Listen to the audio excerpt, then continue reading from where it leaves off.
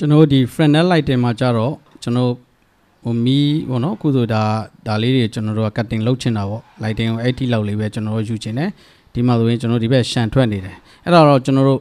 bandor ပေါ့နော် bandor တွေတက်ပြီးတော့မှကျွန်တော်တို့ကမီးတွေကို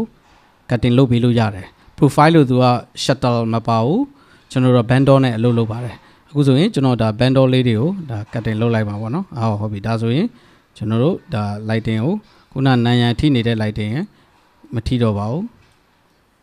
ဘယ်တော့ဖြည်းဖြည်းချင်း cutting လုပ်တာပေါ့နော်ဒါကျွန်တော်ဒါဆိုရင် cutting လုပ်လိုက်ပါပြီဒီဘက်လည်းကျွန်တော်နည်းနည်းလေးပိတ်ချင်တယ်ပေါ့ဒါဆိုရင်ပြီးရင်ကျွန်တော်အပေါ်လည်းနည်းနည်း cutting လုပ်ချင်တယ်ပေါ့ဒါဆိုရင်ကျွန်တော်လူတဲ့အတိုင်းစတိုင်းကိုကျွန်တော်တို့ကမီးအေးကိုဘန်ဒေါကိုကျွန်တော် cutting လုပ်ခြင်းဖြင့်ဒါ lighting ကိုကျွန်တော်လူတဲ့ပုံစံပေါ့နော်အဲ့ဒါလုပ်ယူလို့ရပါတယ်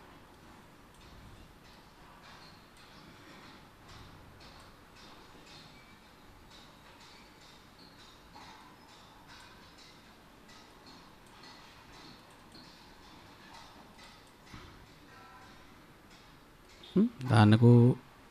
နေရာနေပြီးတော့ကျွန်တော် lighting ကို cutting လုပ်တိုင်းပါဒါ Fresnel lighting ရဲ့ကျွန်တော်တို့ bandor ကိုအသုံးပြုတာဖြစ်ပါတယ်